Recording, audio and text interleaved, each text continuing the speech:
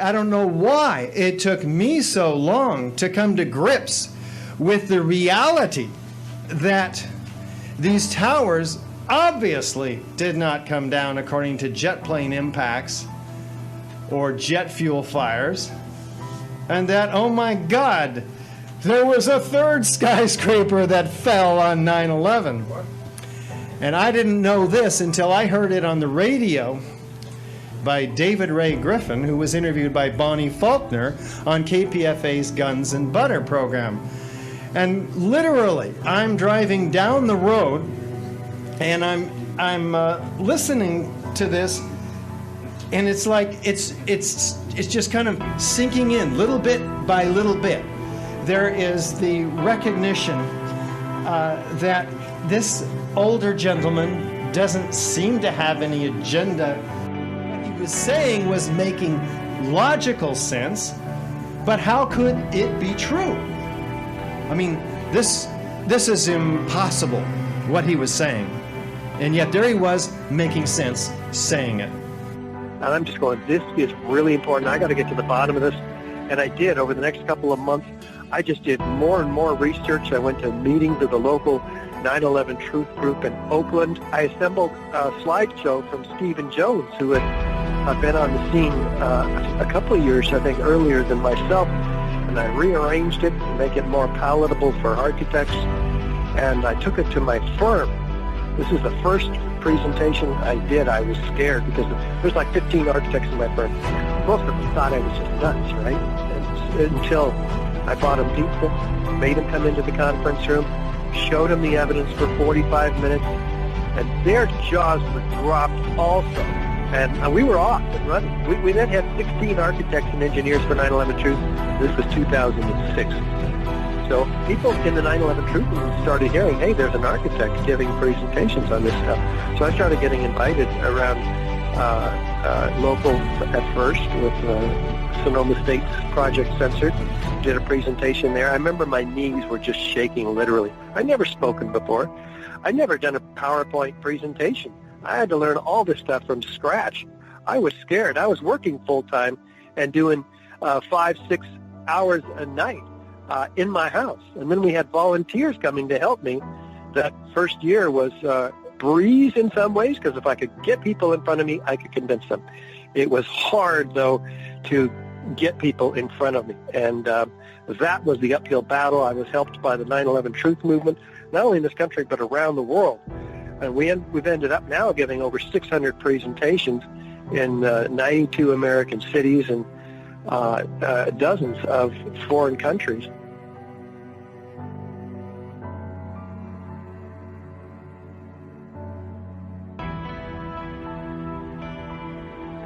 We need to act. The power of truth is greater than the power of the lie. So get informed and begin to let the truth speak through you. And it is just days before the 9th anniversary of the 9/11 attacks, and now local supporters of a national group say they have shocking new findings to report about the attack. This petition contains the names of 1,200 architects and engineers who are demanding a new investigation into 9/11. On 9/11, when those buildings came down instantly, I knew there had to be more to the story than just a fire caused by jet fuel. This engineer is one of many now associated with the nonprofit organization Architects and Engineers for 9/11 Truth. Please educate yourselves. Please educate yourselves. I expect everyone here already has. If you have not heard about Architects and Engineers for 9/11 Truth, it's because the corporate media is not telling you about them. There's so many problems with the NIST report. We really need the press to help us and to cover this story, because there's more to this than meets the eye.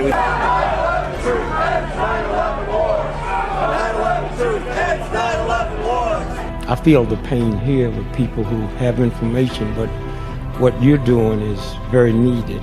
I mean, to not believe the 9/11, the facts around 9/11, that's really out there on the fringe. The guy's been apparently hanging out with a truther. Truthers are in bad odor in America, and this is a very volatile thing. This is infuriating to Americans.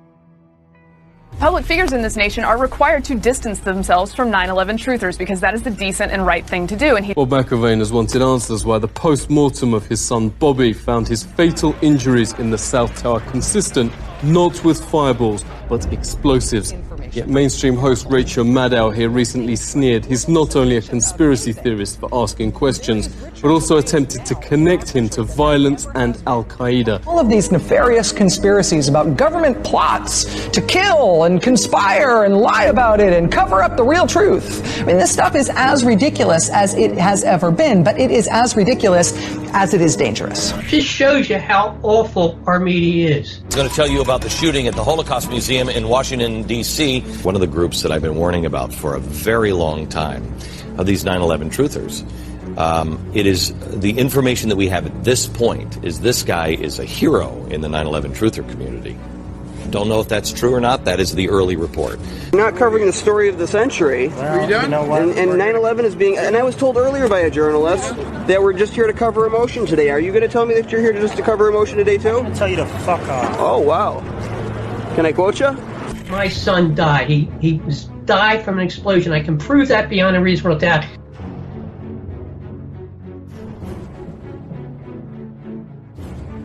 So we have Mark Weitzman from the Simon Wiesenthal Center for Tolerance in a 5-minute presentation with his PowerPoint showing all of these jihadi websites with militant websites showing how to do violent stuff. And sandwiched in between all of those is Architects and Engineers for 9/11 Truth, a peaceful little website put together by this handful of 220 architects and engineers, professional credential, and by implication, we are being branded as terrorists. Whether he said we're terrorists or not, there's no other reason for him to have included us on his PowerPoint presentation. We are asking for an apology for having our website on this presentation, and we are clearly asking for a retraction.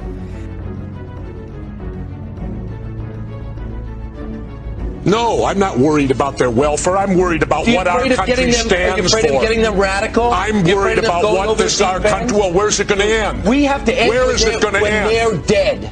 Really? Yeah. Well, how when come Al-Qaeda loses, have when you they decided their philosophy. Have you enlisted, or are you just talking? No.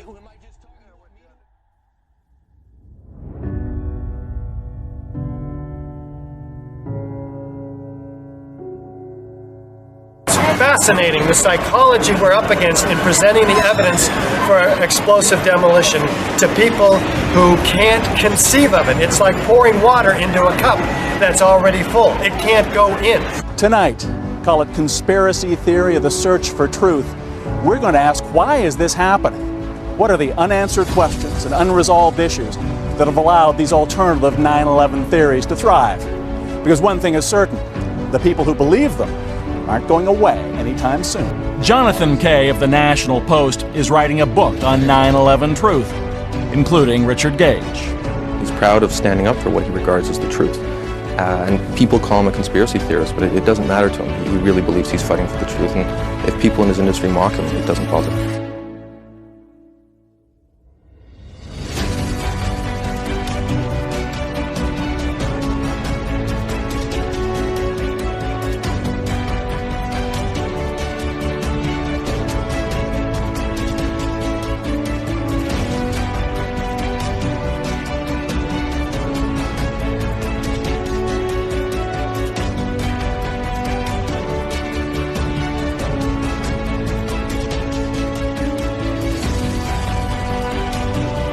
I want you to go to ae911truth.org, and I want you to check out the information that this organization is offering. There has to be a true and a new investigation of the events of this day. The third tower fell on 9/11. How many people have never even heard of Building 7? Yeah, exactly. Is there something we don't know? With the Rethink 9/11 campaign, I think it hits right to the heart of it. People around the world are starting to get it. but the mainstream media in the U.S. is not covering this issue. The story the Times missed. Rethink911.org, guys. Extra, extra. On September 11th, we had events happening all day in New York City. We're here now with 2,000 architects and engineers. Richard Gage and a lot of our supporters started off at Ground Zero. Then they went to the New York City Council, which is just up the street from Ground Zero, and dropped off pamphlets and information to New York City's 51 council members. From there, they went to Democracy Now! Then they went to New York Times, Fox News, NBC, MSNBC, CBS, BBC. They're making it known to these news organizations that this issue is not going away. It's actually only getting bigger. This is the 12th anniversary of the terrorist attacks on the U.S., what has come to be known, of course, as 9/11. And this week, you may have noticed ads on OC Transpo buses related to that horrific event. But if you look closer, there are actually ads calling into question whether the attacks were caused by terrorists at all. Rethink 9/11. It's a global campaign.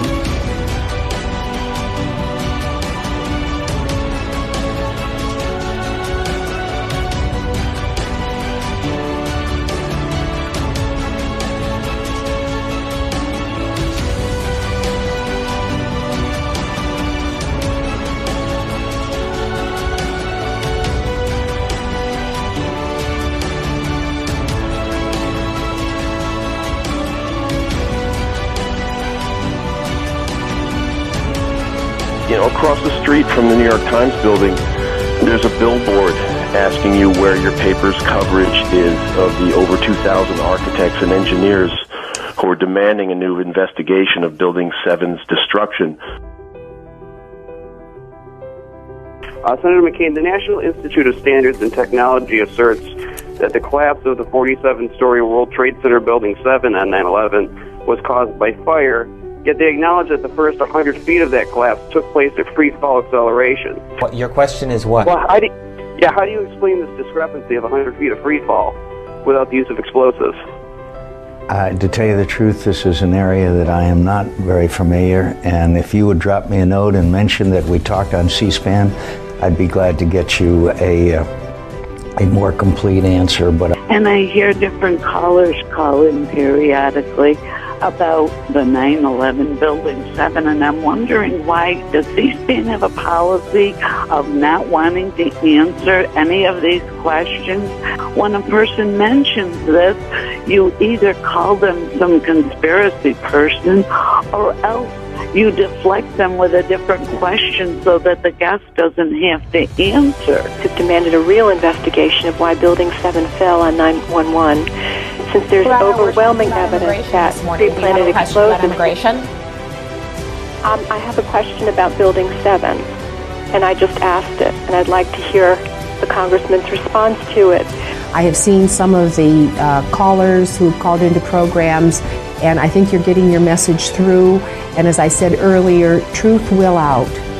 How long do members of Congress think they can dismiss this issue and pretend that the government story of what happened to Building 7 on 9/11 is credible?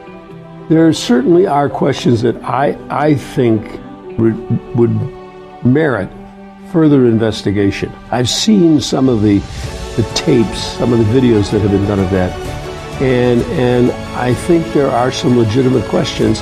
One day we will have a further examination of that issue. I think the sooner the better, but that's just my personal view. Now we want to introduce you to Richard Gage. He is the founder of a group called Architects and Engineers for 9/11 Truth. We invited Mr. Gage on this program because from time to time regular viewers of the Journal know that we get phone calls. Thank you, thank you, thank you. Everything you are saying is questions I have as somebody who worked there for 24 years. According to the Village Voice newspaper, which broke the story, the conspiracy group Architects and Engineers for 9/11 Truth plan on standing outside the entrance on opening day to hand out fake museum brochures designed to look exactly like the real ones. Take a look. On the left side of your screen, the real deal. Welcome to the 9/11 Memorial Preview, Visitor's Guide for Adults. On the right, the group's handiwork. Welcome to the other story about 9/11. It's a booklet that Architects and Engineers for 9/11 Truth is in the process of writing. It's going to be AE 9/11 Truth's first comprehensive guide to all of the most important evidence regarding the destruction of the World Trade Center. You believe me? Yeah. So you think 9/11 was different than what we were told? It might be, yeah. So why should the architects and engineers come to your campus? To show other students there is something suspicious about this case.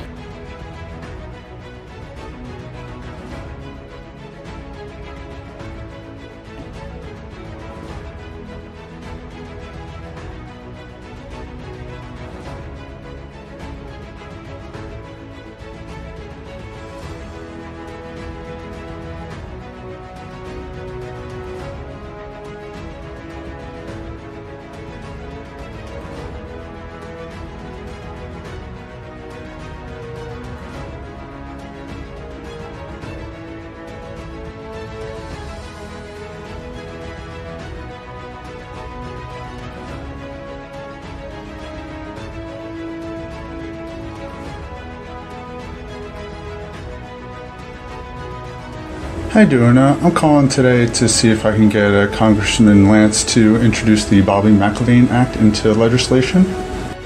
A draft legislation establishing a select committee to reinvestigate the cause of the 3 World Trade Center collapses. AE911truth.org.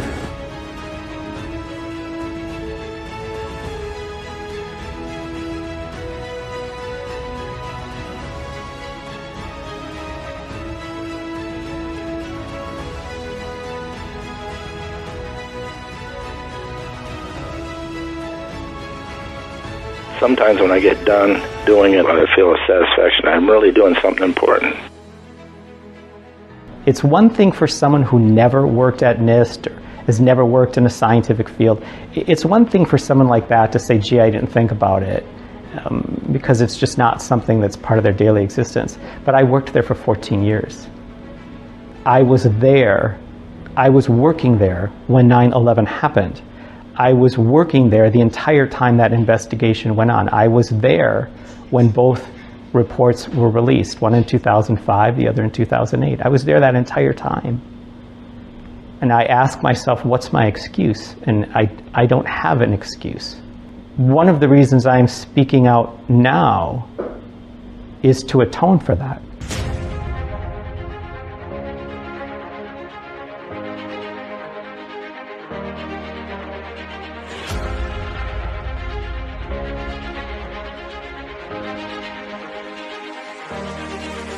Center Building 7 was not struck by a plane, but did collapse hours after the Twin Towers. Well, now, Dr. Leroy Hulsey, a civil engineering professor at UAF, he led a 4-year study which reevaluates whether Building 7's collapse could have been caused by fire